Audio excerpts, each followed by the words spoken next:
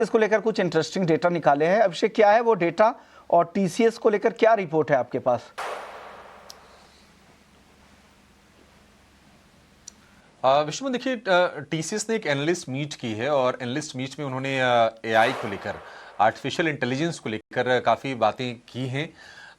मतलब आपको जानकारी होगी ही कि पिछले अगर हम 3-4 महीने की बात करें तो कई सारे उन्होंने डील्स की हैं एआई को लेकर, क्लाउड को लेकर। अभी एक एक्विजिशन भी किया था कुछ दिनों पहले।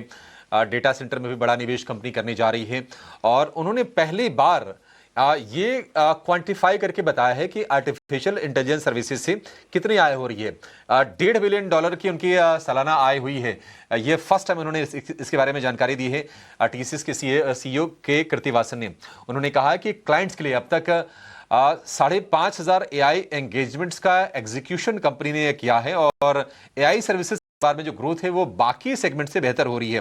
उन्होंने कहा है कि एआई सर्विसेज सेगमेंट में जो तिमाही आधार पर जो ग्रोथ है वो 16.3% पर पहुंच गई है और बीएफएसआई, लाइफ साइंसेज, मैन्युफैक्चरिंग में एआई लेड डिमांड लगातार बढ़ती हुई दिखाई दे रही है। उन्होंने कहा कि दुनिया की सबसे बड़ी AI led technology services company बनाने का टीसीएस को लक्ष्य है और इसके लिए, इस लक्ष्य को अचीव करने के लिए कंपनी ने 5 पॉइंट प्लान अपना बनाया है।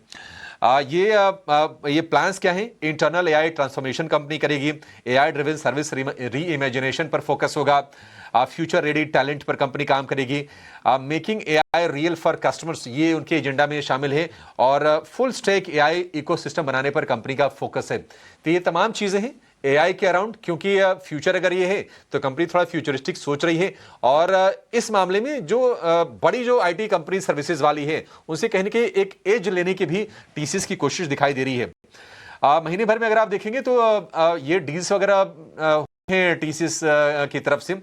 5% शेयर चला है 6 महीने में, हालांकि नेट 6% नीचे है। 2025 में 21%, साल भर में करीब 25%। तो थोड़े ग्रोथ वाले चैलेंजेस रहे हैं टीसीएस के लिए, क्योंकि जो परंपरागत उनका जो कारोबार है कंसल्टेंसी का, उसमें उतनी ग्रोथ रह नहीं गई थी। लेकिन अब ये एआई पर कंपनी फोकस कर रही है और आप कमेंट्री निकाल के देखेंगे तो काफी ज्यादा उसकी बातचीत उन्होंने की है और आज हम शेयर में तेजी बनते हुए ठीक ठाक देख रहे हैं टीसीएस में।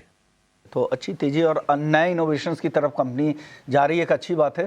देखते हैं आगे क्या कुछ इसका फायदा मिलता है। चलिए, वक्त है ब्रेक का। ब्रेक के बाद लौटेंगे तो ऐसे ही कुछ इंटरेस्टिंग और भी स्टॉक्स है हमारे पास और खास करके सन फार्मा आज यहाँ पर काफी गिरा